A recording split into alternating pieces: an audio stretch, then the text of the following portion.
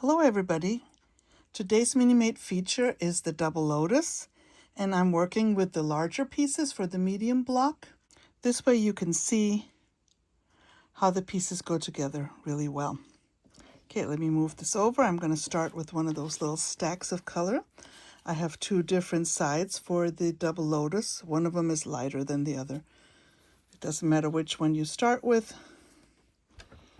They both work kind of the same way. So this is a folded strip right here. And I'm going to place it on top of one of the lighter ones, right sides together. The fold is right here in the center. It matches on the top and the sides. And the piece goes on top.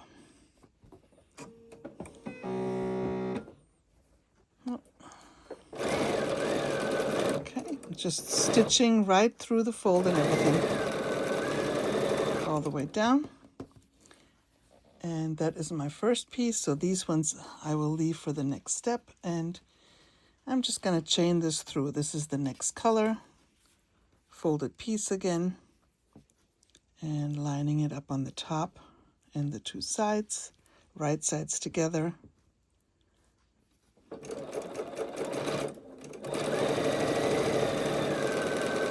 Quarter inch. Okay, just use this here. I'm just going to cut one of those pieces off, and I'm going to open the center part that makes a triangle, like so. I'm going to open the back all the way, and because I don't want to jump up to the iron, what I'm going to do here is just making sure this is situated right and put one of those clips in there. Okay, so the next pieces go on the left and right sides like this, and I'm going to start on the right, and I'm using one of those folded pieces. You use your glue stick, put a little dab of glue in the corners only, and I'm going to glue it on the top left, starting on the largest corner. It looks like this. I'll do the other one while I have the glue stick in my hand. This one didn't want to behave very well, so I'm just going to put a little dot of glue in the inside. Makes it a little easier. And glue in the corners. And I'm going to get this one ready. Okay, so these are the pieces that we need to finish. So I'm going to start on the right side. I'm going to catch all the pieces and quarter inch.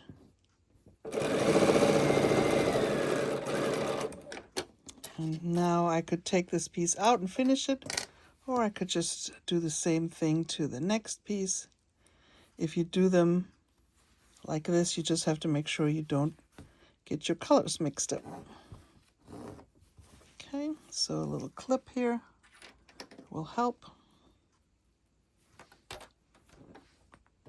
And I'm going to save this for the other side, but I'm going to put both of those on.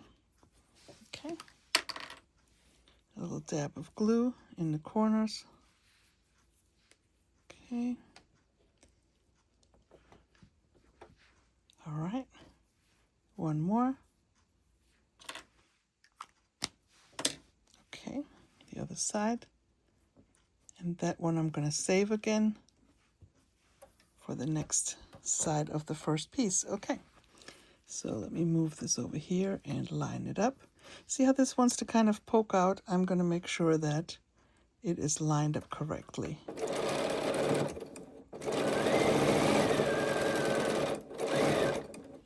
And I'm going to snip this off, press to the inside. This time I'm going to turn it around. It's easier. So this is the last piece for the lighter color. Okay. Start sewing and make sure it fits. Now I'm going to take this out, press to the inside again, turn it around, and put your other piece on.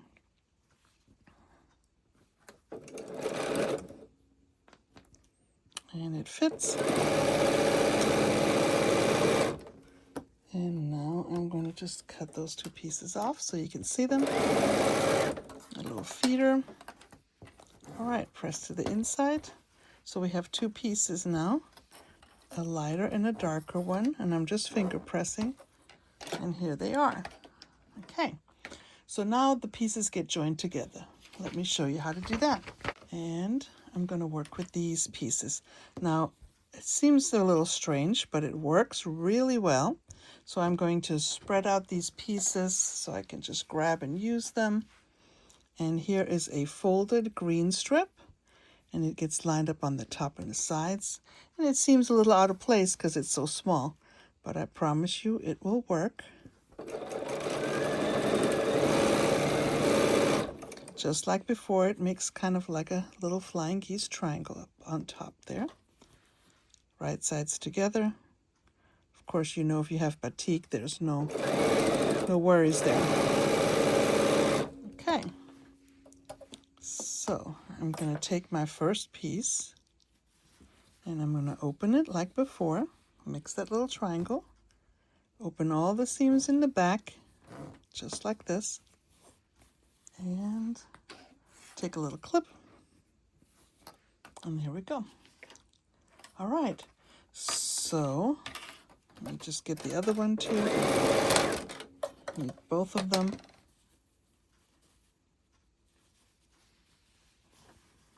And the same thing, I'm going to open that one to make a little triangle. Okay, and clip this open. You could use pins if you don't have clips. Okay, so now I'm going to use the pieces I made in the beginning. It doesn't matter which side is left and which side is right. It works both ways, okay? So that's what we're going to work with. And now that we've done this, I'm actually going to tap this with the iron real quick and then show you what to do next. Okay, so I tapped these with an iron real quick because I didn't want the clips to get in the way. And so what I'm going to do is fold this in half like this. And this is just going to hang out down there. That's just how it works because we didn't really need to fasten it. It's going to open again. And so this is our first one.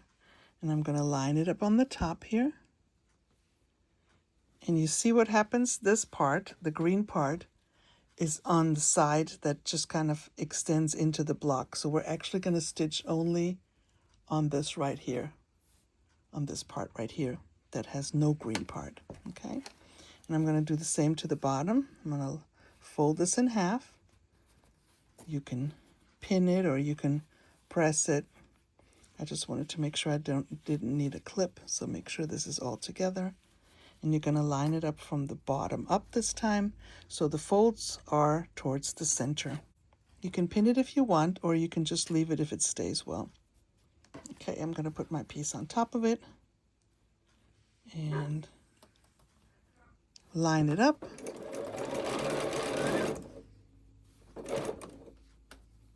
Make sure everything's nice and together. Now, if it gets too bulky, remember the little trick? We're just opening one little layer. Same on the other side.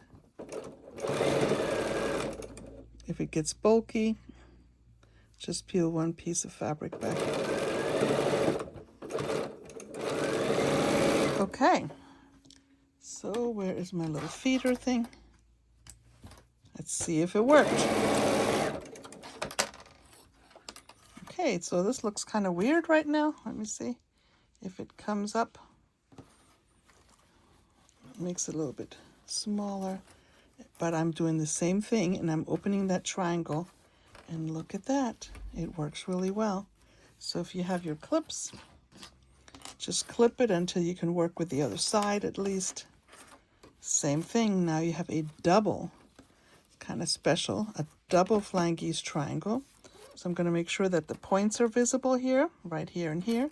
And I'm going to turn it around just like before, and I'm going to open at least the top part. It's not so much important to open the bottom, or through the center, but I'll still just open it just to make it consistent. But it's really important to open this part. Then we're going to turn it around. Make sure it's straightened up. And this is your block. It's pretty cool. A double flying geese triangle, and it works so well.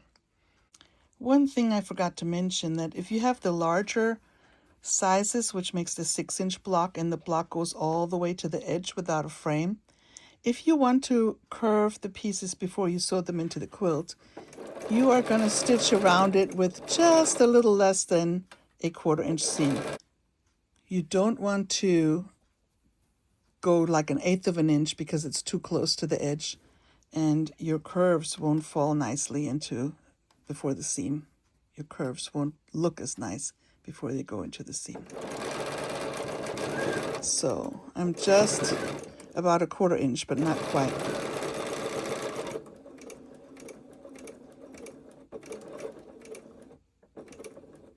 Okay.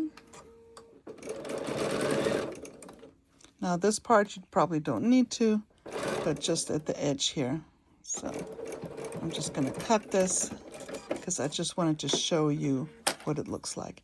And then when you actually do the top stitching, stitch in place, you're going to peel it back and just go and stitch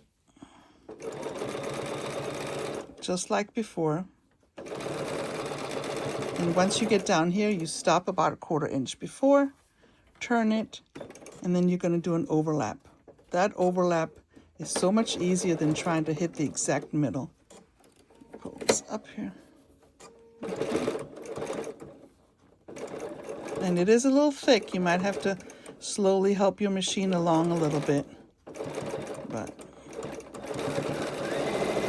there we go.